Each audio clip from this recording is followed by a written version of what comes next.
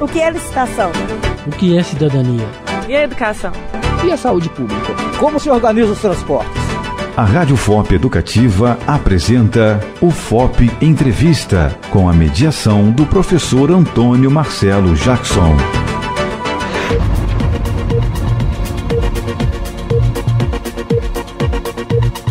O saneamento básico é um dos principais assuntos quando se discute a saúde pública no Brasil. Que problemas são esses enfrentados atualmente em Ouro Preto e Minas Gerais? Para tratar desses temas, temos nos dias de hoje Maria Célia da Silva Lana, que é graduada em Farmácia e Bioquímica pela UFMG, mestrado em Ciências Biológicas também pela UFMG e doutorado em Microbiologia pela UFRJ, e Luiz Antônio Fernandes de Sales, que é graduando em Economia e desenvolve projetos na área de Tecnologia da Informação e Análise Espacial.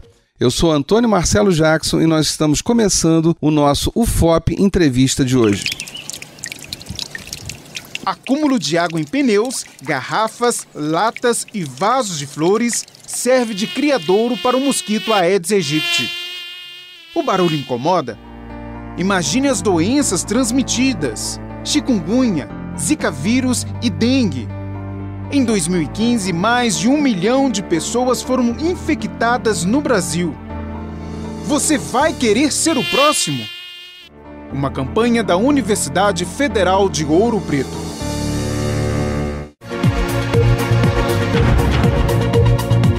Bom, antes de mais nada, obrigado Maria Célia e Luiz Antônio pela presença dos dois aqui.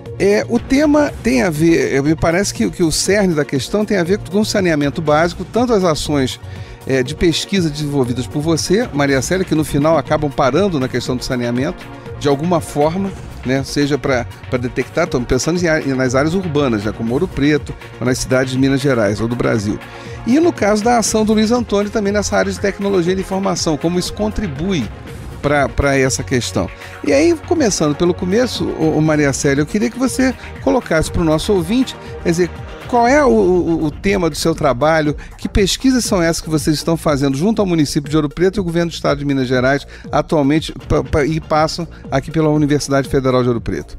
Mais uma vez, obrigado pela sua presença. Eu agradeço a oportunidade e o nosso trabalho é focado em saúde coletiva, né? Ou seja, nós nos interessamos em investigar a correlação do saneamento, né, com doenças coletivas. Existem várias doenças coletivas muito importantes, principalmente em países em desenvolvimento, como é o caso do Brasil. Essas doenças associadas ao baixo saneamento, elas estão relacionadas à água contaminada, e essa contaminação das águas, ela vem dos esgotos. Então, na medida que um esgoto contamina o solo, ou uma fossa séptica contamina o solo, essa contaminação no solo chega até a água.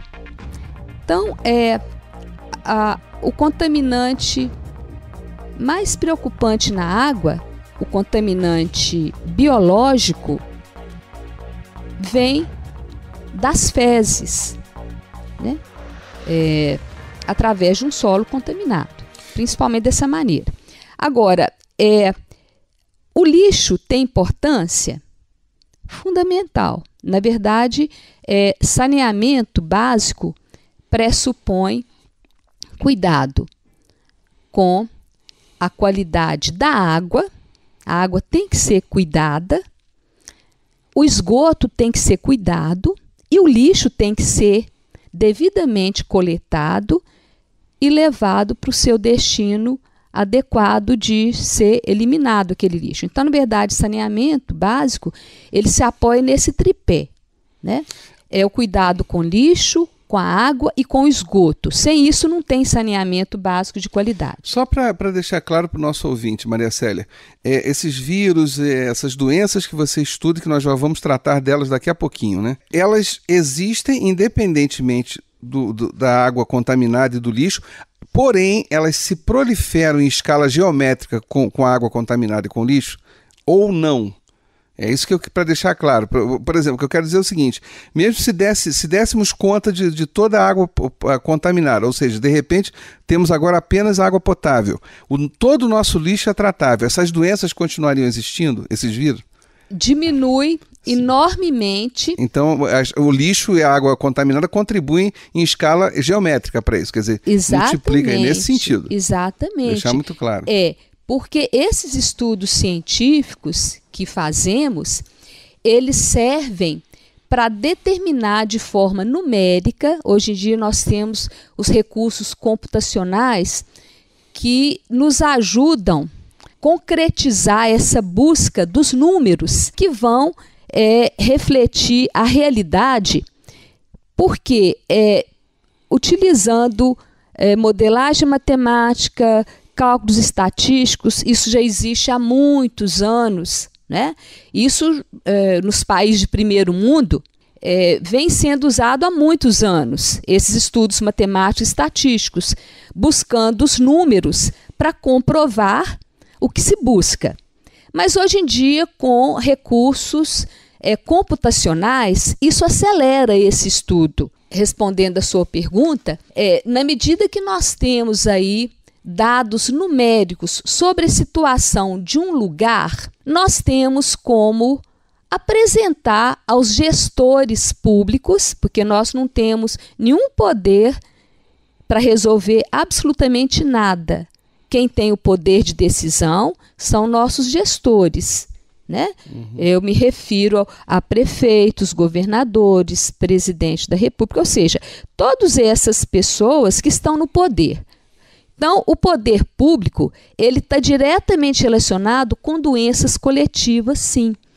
Porque os cuidados que deve-se ter com a água, com o lixo e com o esgoto, como eu disse, que pressupõe aí cuidado com saneamento básico, isso está no orçamento público. Porque quem tem o dever de cuidar disso são os gestores. A população, ela tem que tomar consciência para auxiliar, sem dúvida alguma. A população tem que receber ações educativas. No mundo todo se trabalha nesse sentido. Além dos governantes estarem conscientes do seu papel, ou seja, o investimento financeiro, porque sem dinheiro não se faz absolutamente nada, mas é dever de quem está à frente do poder público aplicar esse orçamento, né? Em coleta adequada e destinação de lixo, tratamento da água, né? Que o ideal é ter uma estação de tratamento de água, mas se não tem, pelo menos a cloração, que não resolve tudo, mas ajuda, e o esgoto. Agora, no Brasil, o problema maior é o esgoto, porque nem todo lugar tem tratamento de esgoto. Tratamento de água tem, né? Mas só isso não adianta, porque essas três entidades estão muito relacionadas com a transmissão do contaminante representado por vírus, bactérias patogênicas e parasitas patogênicos.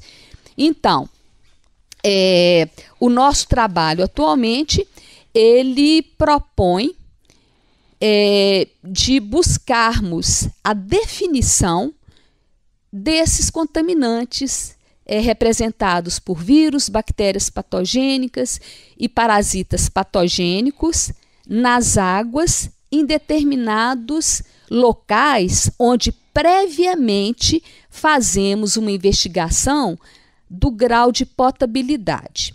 Esse primeiro momento, que é a investigação do grau de potabilidade, todos os municípios brasileiros fazem mensalmente, porque eles são obrigados pelo Ministério da Saúde. Então, todo município brasileiro faz a investigação mensal da potabilidade das águas.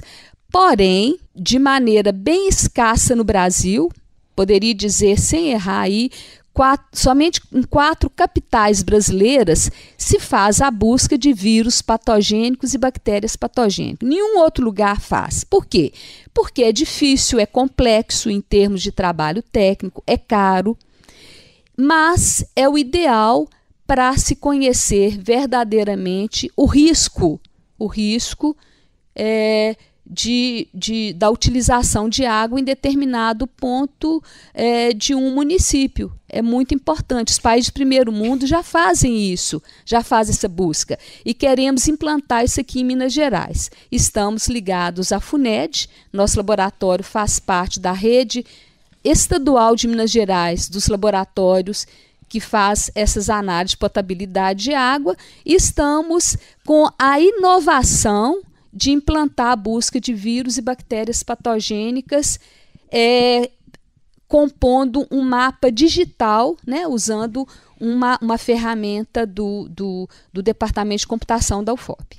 Pois é, e aí, Maricélia, aí já cada vez, quer dizer, começamos com o tema, com o cenário geral, que é o saneamento, aí já começamos, você já intuitivamente já colocou essa discussão dos vírus e bactérias patogênicas, e aí eu te pergunto, no caso específico aqui de Ouro Preto, ou antes das pesquisas que você vem realizando, que vírus e bactérias foram detectados, quais os que mais preocupam, quer dizer, onde está o esforço maior nesse momento, para a gente daqui a pouco cair nesse mapa digital que você já citou, para o Luiz dar a sua contribuição também aqui. Mas eu queria que você falasse um pouco disso. Quais os vírus e bactérias detectados nessa sua pesquisa? Quais os que estão mais preocupando mais? O que nós encontramos nesses últimos anos, eu poderia dizer que há mais de 20 anos que estamos nessa linha aqui no município de Ouro Preto. Isso foi iniciado buscando as causas microbiológicas das diarreias infantis, 0 a 5 anos de idade. Por quê? Por que procurar os causadores de diarreia infantil? Porque é a principal causa de mortalidade infantil no mundo, atrelado à infecção respiratória e diarreia, né? É que mata mais no mundo todo, principalmente em países de terceiro mundo, por causa dos problemas de saneamento. Então, como eu vi que a prevalência dos vírus e bactérias causadores de diarreia são altíssimos, quais vírus? O rotavírus em primeiro lugar, no mundo todo, né? Em seguida, as Escherichia coli patogênicas, seguida depois por salmonela, shigella e os parasitas, tá? Então achamos isso tudo, isso de acordo com o que se acha no mundo. Então o que nós encontramos em Ouro Preto é a mesma coisa que o mundo todo acha como principais patógenos causadores de diarreia. Encontramos nas crianças e uma prevalência altíssima. E o índice de mortalidade há 25 anos atrás, muito alto, que nos preocupou muito, acima do que relatava o IBGE. Então, procuramos na água e encontramos exatamente esses patógenos na água.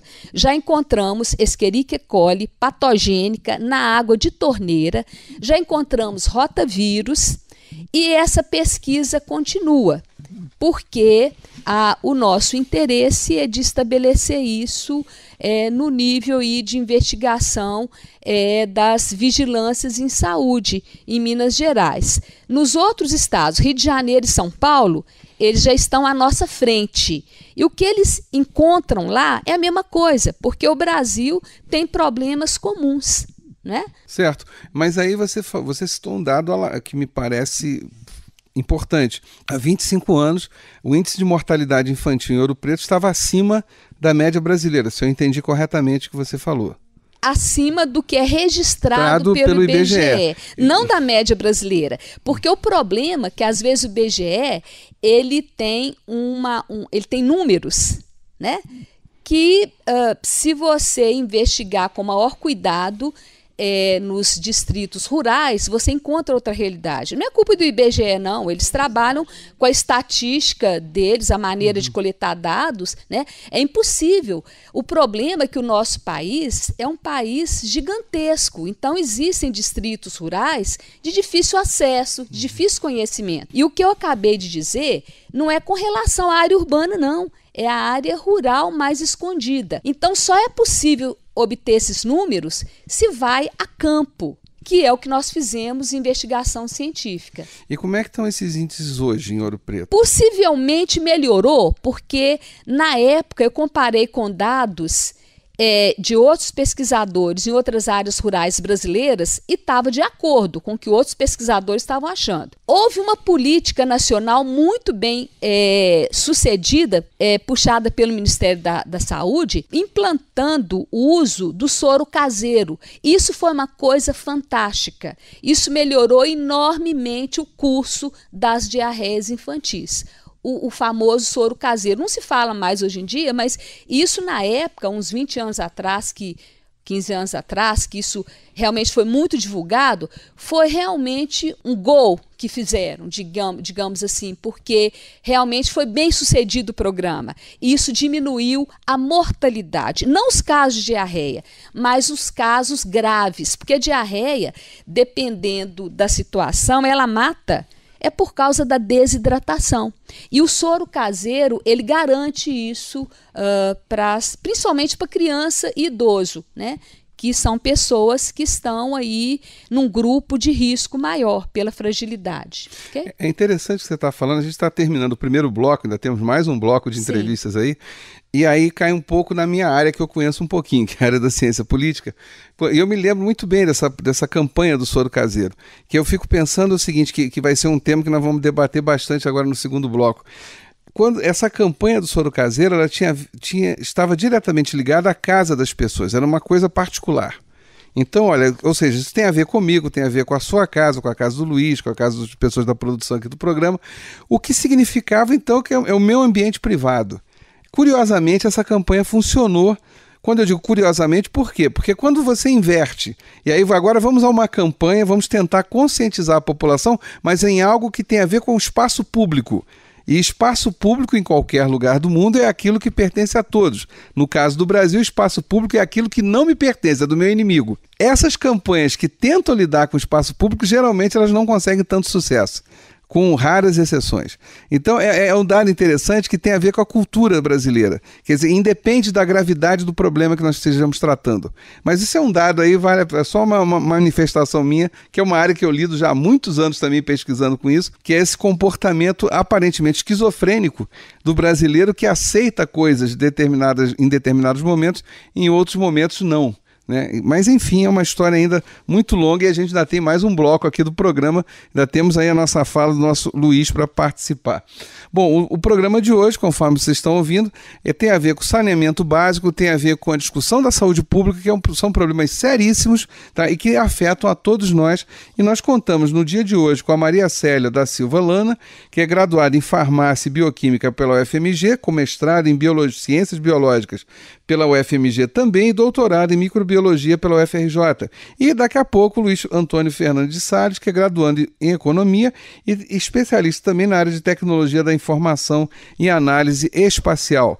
Lembrando que o nosso programa tem a produção da Gabriela Pinheiro e Danilo Nonato, a sonoplastia do Cimei Gonderim e a idealização e a apresentação é minha, Antônio Marcelo Jackson. Vamos dar um intervalo rapidinho, daqui a pouco a gente volta com o FOP Entrevista. É um minuto só.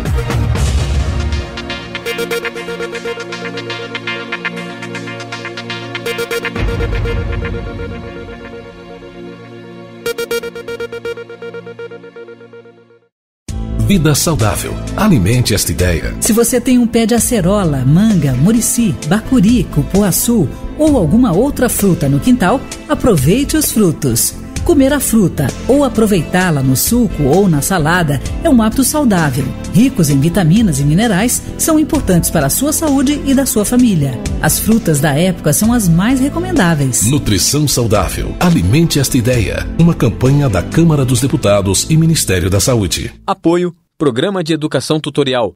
PET Nutrição, UFOP. Você ouve agora Mãos à Obra.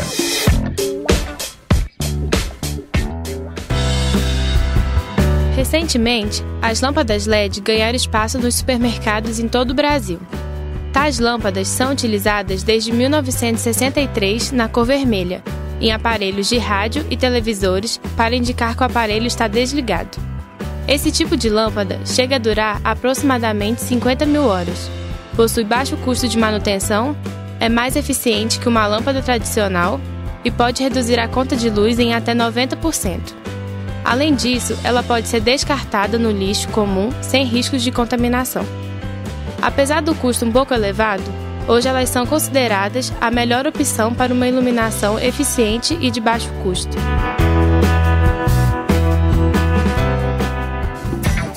Acabamos de apresentar Mãos à Obra, programa de educação tutorial PET Engenharia Civil.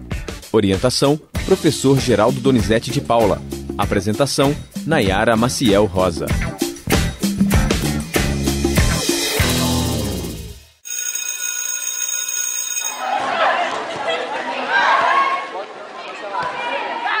João, cadê seu irmão? Tá faltando só ele para completar nosso time. Então, estamos com um problema. Meu irmão não vem hoje.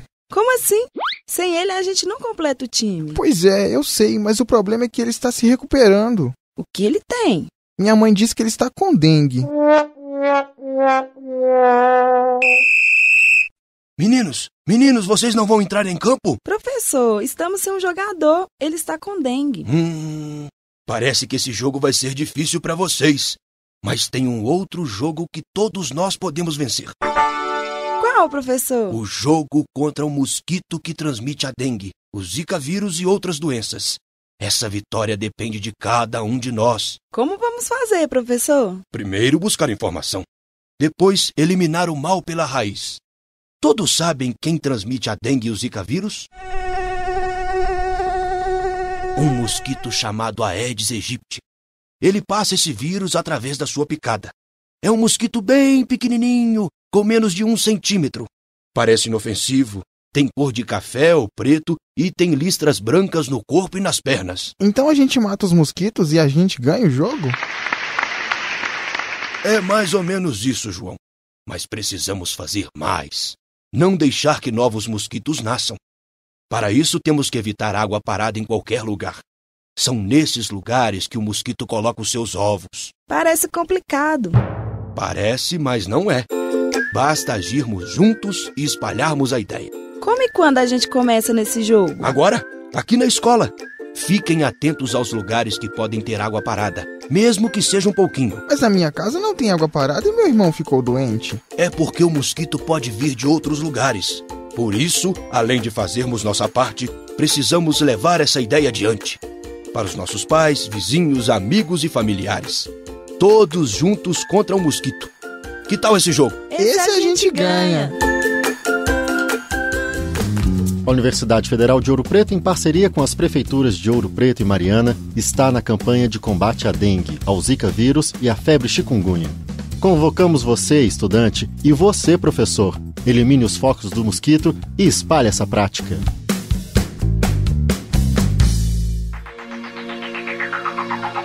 Estamos de volta com o nosso UFOP Entrevista de hoje, tratando da saúde pública, né? Particularmente o saneamento básico. Então, nós tivemos no primeiro bloco aqui a Maria Célia da Silva Lana, professora aqui da UFOP. E agora eu vou começar o segundo bloco com o Luiz Antônio Fernandes, que é graduando em Economia, mas ele desenvolve uma série de projetos na área de tecnologia da informação e análise espacial. E aí vamos ver como a tecnologia é tão importante, essa tecnologia já citada pela Maria Célia no primeiro bloco, né, da importância dela para esses estudos ligados à saúde pública, né, à saúde coletiva. A expressão é que Maria Célia insistiu tanto aqui no primeiro bloco.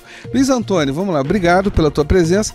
E aí, onde a tecnologia entra? Que tecnologia é essa? Como tá essa contribuição, ela aparece para esses estudos que a Maria Célia tanto citou no primeiro bloco? Então, Marcelo, o que acontece? Estudei na ciência da computação, fiz um tempo de ciência da computação, depois saí e trabalhei num laboratório Terra Lab de simulação de processos de sistemas terrestres, né, de modelagem de espaço público e estatística em cima com o professor Tiago Carneiro. Trabalhei num projeto que chama SIGHAbitar, que atua junto na gestão. Ele atua, então, na questão da tributação, ele consegue melhorar, integrar banco, equalizar sistemas de gerenciamento de política pública, voltada quanto para saúde, quanto para tributo, quanto para obras ou quanto para qualquer outra coisa. Então, o que acontece? Eu trabalho na área de geoprocessamento. Então, essa pesquisa da professora Maria Célia, ela tinha já um começo já na área precisava desse serviço. de geoprocessamento dos dados das análises dela. O que é isso? É eu poder auxiliar o gestor, né, de saúde, secretário de saúde ou superintendente de vigilância sanitária a tomar a decisão mais assertiva possível naquele lugar. Se eu tenho um foco de contaminante nesse lugar, ele está aqui. Se eu tenho um foco de dengue, eu vou atuar pontual ali e eliminar o meu foco ali para isso não disseminar para outras coisas. Então eu trabalho nisso. Eu pego os dados da professora Maria Célia e nisso eu vou e trabalho em cima de análise espacial, entendeu? Uhum. Não, é interessante esse trabalho que você está fazendo, porque, e aí o ouvinte preste bastante atenção aí nesse comentário do Luiz Antônio, e isso eu sei, porque eu sou formado em História, tenho mestrado e doutorado em Ciência Política, coisa que eu mais faço é pesquisar nos bancos de dados desse país, por outras razões, não necessariamente as que vocês estão pesquisando, mas há um problema de coleta e armazenamento de dados aqui no Brasil, que é uma coisa crônica, né? E aí é incrível porque quando você começa a fazer esse tipo de trabalho, como esse trabalho de geoprocessamento que você está fazendo, aí as coisas ganham uma clareza que não possuíam, e por um detalhe simples, né? Se a gente parar para pensar. Por que simples? Porque na maior parte das vezes, não em todas, mas em uma boa parte delas, a tecnologia estava aí. Quer dizer, não era muito difícil. Quer dizer, então, traduzindo isso, lógico que daqui a pouco, vocês dois vão citar com muito mais detalhes do que eu posso falar. Mas aí poderia ter uma incidência de uma doença X, pegando o exemplo do caso da diarreia, e aí você sabe que em Ouro Preto tem, maravilha, mas e quais os bairros com essa incidência maior? Para poder combater de maneira muito mais eficaz, né? Porque quando você pega a informação no sentido mais geral, ela não lhe diz absolutamente nada, diz apenas que você tem um total. Agora, como é que esse total foi produzido, né? Em que áreas, em quais áreas que a incidência é maior ou menor? Então eu acho esse trabalho interessantíssimo, mas, por favor, continua falando. Então você tá criando esse mapa, esse mapa só para Ouro Preto, para Minas Gerais, como é que esse negócio está funcionando? Então, na verdade, como esse sistema, como a professora Maria Célia já falou ele segue uma legislação federal, então cada município tem que ser individualizado, o seu processo ele tem que seguir aquela norma que já foi pré-estabelecida lá em cima na lei federal ali do Ministério da Saúde, então é constitucional isso. Então o que acontece? A gente está trabalhando hoje, a gente consegue criar o banco de dados de Mariana, Ouro Preto e Itabirito. Então, nesses lugares, a gente consegue investigar o espaço associado às análises de laboratório que a professora Maria Célia realiza junto ao laboratório dela. Então, o que acontece? Né, professora, John Snow já falava há muito tempo, né, que doença e espaço elas estão relacionadas diretamente, sabe? Então, esse controle com a tecnologia dela, então, na verdade, são duas tecnologias, entendeu? Que estão sendo disponibilizadas para a população aí. Isso já está os relatórios já está possibilitando os gestores, os superintendentes das vigilâncias a tomarem decisões em cima assertivas. Então, desonerando o serviço de saúde. Então, desencadeia um monte de coisa, né, Marcelo? Se você tem um banco estruturado, onde você pode consultar, você pode tirar vários mapas diferentes informações daquele sistema, entendeu? Porque você já faz esse trabalho todo dia, você já vai a campo todos os dias, entendeu? Mas o grande lance é como você viabiliza isso para tornar a política pública efetiva, entendeu? Então a gente trabalha em cima desse processo, desburocratizando entrada de dado, padronizando métrica, sabe? E gerando indicador que seja razoável do gestor tomar a decisão em cima dele. Eu acho fantástico esse trabalho que você está fazendo. Eu tenho alguns estudos de políticas públicas, mas na área de educação. E o que eu consigo identificar, no caso educação à distância, que é onde eu atuo mais aqui na UFOP, que não existe esse trabalho que vocês estão fazendo. E exatamente, não precisa nem dizer a perda de dinheiro público na educação à distância, que é uma coisa grotesca. Exatamente por quê? Porque não existe um Luiz Antônio, não existe uma Maria Célia fazendo todo esse mapa original, embrionário, porque a partir dali, com esse mapa, é que você sabe o que se deve fazer, como se deve gastar o dinheiro. E aí, para o nosso ouvinte, até pela apresentação que eu fiz em relação a você, Luiz, pode estar pensando, um aluno de economia, o que está fazendo ali? Isso é economia pública, do setor público. Quer dizer, aliás, a própria palavra economia, né, você sabe disso, vem de oikos, né, que é administrar a casa. Então, o que você está fazendo é exatamente administrar bem a casa. A casa aí, no caso, é o município de Ouro Preto, é o município de Mariana, é o município de Itabirito, né? Esses mapas que você está fazendo. É como se você estivesse concretizando a origem da própria palavra economia, por um mero acaso aí, mas de uma forma brilhante mesmo, tá?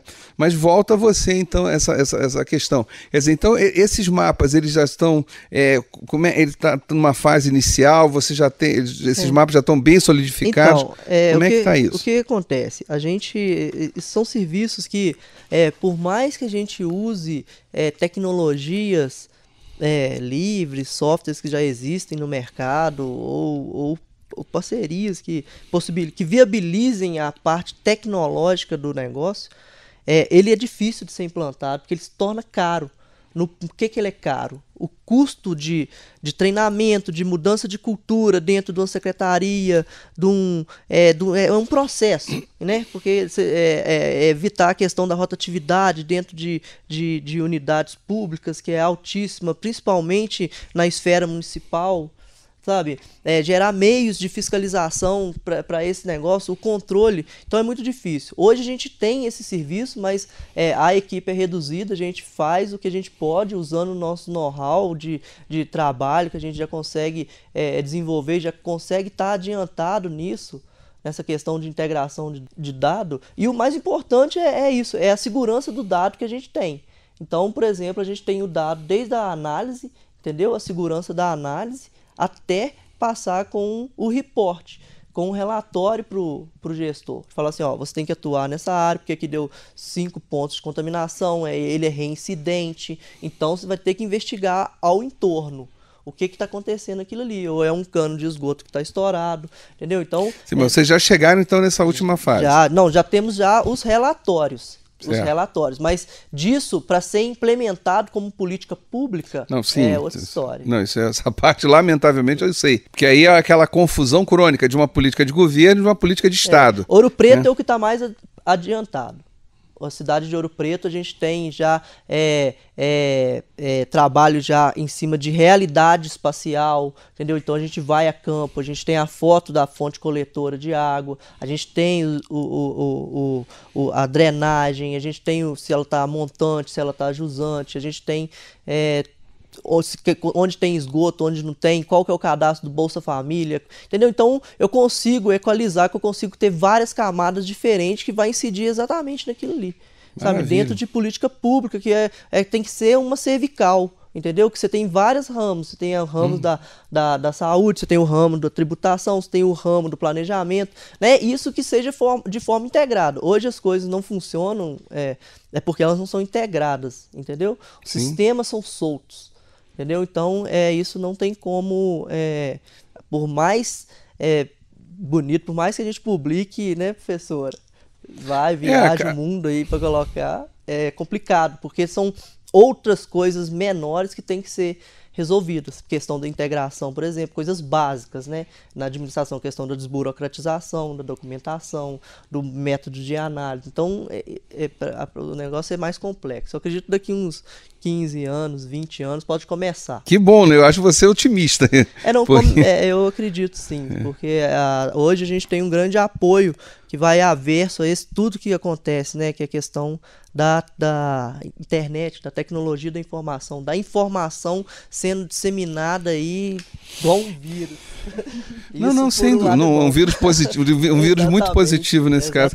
Não, Luiz, eu estou falando isso, por favor, não me entenda como um sujeito pessimista ou que aposte no erro, no desastre. É porque o que mais me preocupa quando eu ouço uma pessoa pesquisar uma área tão importante como você está fazendo, e para não citar a pesquisa da Maria Célia, que aí é indiscutível da importância dessa pesquisa, é lembrar, e aí vamos para a minha lamentável área da ciência política, a relação do público com o governante nessas horas não é uma relação lógica. né? Então, por exemplo, vou dar um exemplo. Você citou do gasto, que seria isso, porque você tem gasto, por quê? Você vai ter que treinar uma equipe. Essa equipe vai ter que ser constante, ela não vai ser uma equipe mais circunstancial. Então você vai ter que ter um gasto público daquela prefeitura para manter uma equipe independentemente de quem esteja no governo, né? Bom, o problema todo é esse prefeito fazer isso e ele colocar na planilha dele de custos e benefícios, saber até que ponto se garante a sua reeleição. Por favor, num bom português é isso, né? Só para vocês entenderem, um dado triste, por favor, é algo para vocês incluírem aí no rol dos trabalhos de vocês aí como preocupação. É provado, por exemplo, que qualquer prefeito, o governador no Brasil, que invista em educação, ele não se reelege. Todo habitante do Brasil, todo eleitor brasileiro, se você for entrevistá-lo, Luiz, Maria Célia, perguntar a essa pessoa comum o que é mais importante que um governo deve fazer, ele vai falar sempre educação e saúde. Agora, todo prefeito e governador que investe maciçamente em educação, ele perde a eleição. Porque na hora de votar, o sujeito vota no cara que faz show. Então, isso é catastrófico. Um outro momento, até fora do ar, eu até explicaria como é que é a lógica lamentável da política em relação a isso. Mas então, quer dizer, é um combate que eu torço para que vocês consigam vencer a cultura municipal, independentemente da cultura política brasileira, né? Bom, eu já até falei demais, Luiz. Eu queria voltar para Maria Célia, mas aí já vinculando, Maria Célia, essa fala do Luiz a respeito desses mapas todos, e aí te fazer a seguinte pergunta. No primeiro bloco, você citou o problema da água potável, né? Citou o problema do lixo, e agora vamos pegar esses mapas gerados com o trabalho de tecnologia da informação que o Luiz Antônio está fazendo. Quando eu olho Ouro Preto, vou pensar na fala dele que ele diz que está mais avançado nesse aspecto. O que preocupa mais nesse momento? A água potável ou a ausência dela, ou o lixo, ou a ausência da coleta de lixo ou tratamento de lixo? O que está preocupando mais para a pesquisadora Maria Célia? Ou os dois? As duas coisas, não tem jeito, Marcelo, de dissociar, né, esses dois atores, digamos aí, dentro dessa problemática de doença coletiva, né? Então, conforme eu introduzi e o Luiz deu continuidade, nós tivemos a ideia de nos apoderar desse software do professor Tiago, né? Que nos permite fazer o geoprocessamento dos nossos dados. Então, nós estamos construindo um banco de dados, já tem 3 anos, é um banco de dados, está ficando gigantesco, e esse banco de dados, ele é atrelado a esse software lá do Terra Lab, que nos dá essa condição de gerar esse mapa digital, né, que o Luiz falou. É a primeira vez no Brasil que se tem a ideia de fazer isso de maneira grandiosa no saneamento. Essa informação é importante você falar. Quer dizer, vocês são pioneiros nisso aí. Isso é uma coisa fantástica. Exato, extraordinário. Então, aqui no Brasil, a gente tem assim, ações isoladas, sabe? Mas de uma maneira, pegando o saneamento geral e focando no risco, na questão de análise de risco de doença, é a primeira vez que alguém faz isso. E a FUNED, que é o nosso supervisor, porque esse nosso trabalho, conforme o Luiz falou, ele tem um nível de segurança que permite a confiabilidade dos dados. Por quê?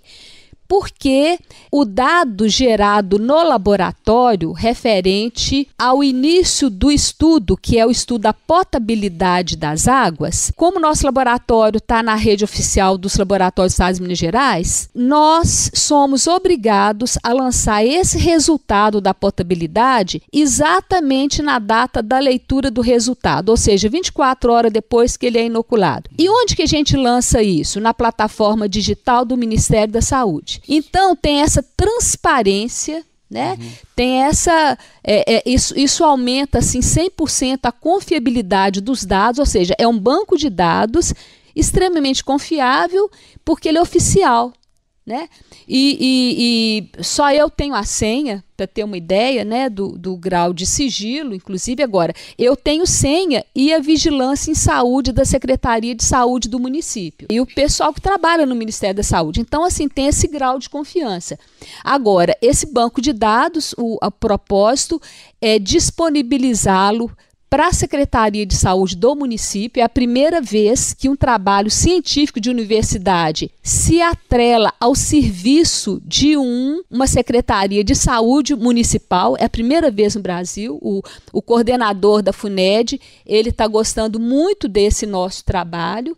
E a ideia dele, inclusive, são palavras dele, é de levar no Ministério da Saúde para buscar que as outras universidades brasileiras façam isso. Então, a gente está tentando montar aqui um modelo de ação, unindo força científica que a universidade tem condição de fazer com o serviço de Secretaria Municipal de Saúde, né? E esses dados espacializados que o Luiz falou, eu iniciei usando um software gratuito do Google, né, o Engine Maps, e depois é que veio a ideia, como deu muito certo, eu procurei o professor Tiago e o Luiz, porque eu sabia que eles estavam com um software mais avançado do que esse gratuito. Então, isso está auxiliando enormemente o nosso trabalho. É uma parceria que já está durando assim, já há algum tempo, e está dando muito certo essa nossa parceria com esse grupo lá da computação. Eu estou achando extraordinário essas informações. Vamos lá. Primeiro, esse pioneirismo, né? Quer dizer, esse trabalho pela primeira vez, de uma maneira sistematizada, esse tipo de coisa se realizar. O exemplo dessa relação da universidade com as prefeituras, com o poder público.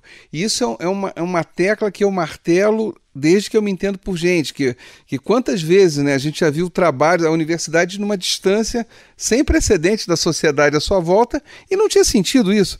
Quer dizer, acho que todos nós devemos fazer isso. Aliás, esse próprio programa de rádio aqui, ele foi também pensado por isso. Quer dizer, como eu posso levar para o público em geral uma informação de qualidade, né, de professores ou de pesquisadores ou de pessoas que entendam do assunto. Então, esse trabalho de vocês, portanto, é extraordinário. Tá? E tomara que ele passe a deixe de ser ímpar e passe a ter pares, né? Passa a ser copiado no melhor sentido. E voltando à questão, Maria Célia, que quando eu fiz a provocação há poucos minutos atrás, quais eram as preocupações, se a água potável ou o saneamento, você disse que os dois, mas e aí pensando de novo no município de Ouro Preto aqui, é possível detectar alguns bairros ou áreas da cidade que a incidência maior do problema da diarreia, portanto ali o problema da água é mais sério, ou do lixo? Você poderia falar alguma coisa sobre isso aqui? Porque sim, me parece que é uma informação relevante para quem nos ouve. Sim, exatamente de posse do mapa digital. Então, nós temos o conhecimento do que acontece pontualmente no território. Isso. Então, esse mapa nos ajuda, não só a nós, mas o gestor público. A ideia é a Secretaria de Saúde, ela já está com conhecimento disso, né? Então, a gente tem isso, claro, inclusive o mapa, né? A gente vê as áreas, né? Em que essa densidade ela aparece. Mas poderia citar, salvo, é claro, se causar alguns transtornos. Se causar transtorno, é claro, não cita. Bom, mas eu estou pensando assim que a população também poderia ajudar. Né? Não, sem dúvida. Então, Marcelo, é muito boa essa sua pergunta, pelo seguinte, de posse desses mapas, a ideia toda é conhecer. Por que a gente faz pesquisa científica? A gente quer conhecer. Né? Uhum. Toda investigação a gente está querendo conhecer melhor a realidade, querendo saber o que é real e o que é fictício, o que você supõe que é. Uhum. Né? A gente quer trabalhar com dados reais. Então, nós temos dados reais e temos a obrigação de investigar o porquê. Queremos saber a origem do problema. Não adianta só detectar onde está o problema, mas por que o problema está ali? E a gente consegue descobrir. Então, veja só, o que leva aí a problema sério de saneamento? Em primeiro lugar, a alta densidade demográfica. Se a gente observar no nosso mapa, os lugares mais impactados no que diz respeito a doenças associadas a baixo saneamento, aqui chamei atenção com a diarreia, mas não é só diarreia, são doenças entéricas que envolvem hepatites. Em Mariana, no distrito, o ano passado, teve surto de hepatite A. Hepatite mata determinada situação de quem tem, e isso é saneamento, tá? Além de hepatite, diarreia, tem outras doenças, e mais recentemente, doenças associadas, transmitidas por vetores hematófagos, né? Estou me referindo à dengue, à zika, esses vírus, que também está no nosso rol de estudo, né? Nós estamos trabalhando com isso também, porque nós estamos trabalhando com saneamento de uma maneira mais ampla. Então, o lixo está extremamente vinculado aos insetos, qualquer inseto, qualquer pessoa que é dono ou dona de casa sabe, onde tem lixo tem inseto, tá?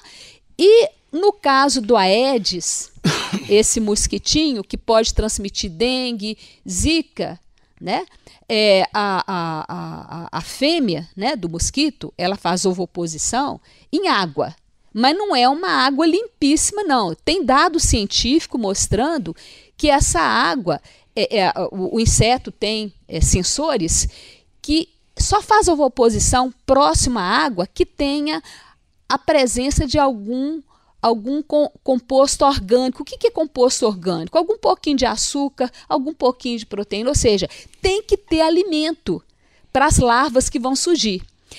E além disso, dessa ovoposição da fêmea, do mosquito, tem a questão do macho. O macho não é hematófago, ele é vegetariano. Ele se alimenta de seiva, de plantas e de lixo.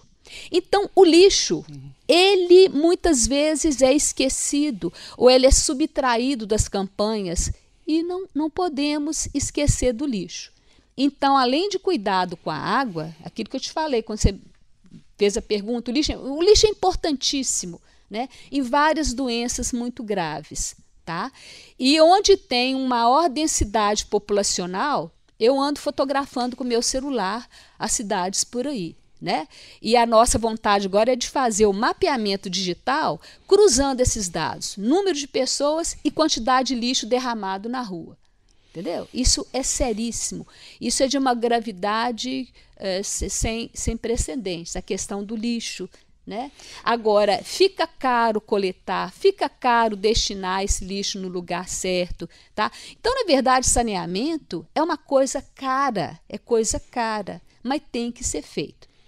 Sem dúvida alguma, e olha que conversa fantástica, tá, que nós tivemos hoje aqui. Mas infelizmente o nosso tempo acabou. Agora, já deixando claro, Maria Célia e Luiz Antônio, tá? O programa que está aberto, quer dizer, ou seja, para qualquer momento que vocês tiverem mais dados, quiserem de novo colocar isso para o grande público, informar a todas as pessoas, é só entrar em contato aqui com a produção, que olha, tem novidade aí, tem coisa séria, então imediatamente a gente vai fazer uma gravação do programa. E eu quero agradecer então a Maria Célia pela tua presença, muito obrigado mesmo. Luiz, brigadão pela tua presença também aqui, tá? Esse nosso programa de hoje que tratou de saneamento básico e todas as implicações aí das doenças, dos vírus, bactérias que tratam disso e principalmente das ações que estão sendo produzidas aqui na Universidade Federal de Ouro Preto, e aí com essa notícia extraordinária dessa relação e dessa sistematização das ações com o poder público local aqui e servindo até de exemplo para as demais universidades e prefeituras do Brasil. Bom, o nosso programa de hoje teve a Maria Célia da Silva Lana, que é graduada em Farmácia e Bioquímica pela UFMG, mestrada em Ciências Biológicas também pela UFMG e doutorada em Microbiologia pela UFRJ. E o Luiz Antônio Fernandes de Salles, que é aluna aqui do nosso curso de Economia, mas desenvolve projetos na área de Tecnologia da Informação e Análise Espacial. O nosso programa tem a produção da Gabriela Pinheiro e Danilo Nonato, a sonoplastia do Cimei Goderim e a idealização e apresentação é minha, Antônio Marcelo Jackson. Muito obrigado, gente, e até o nosso próximo UFOP Entrevista.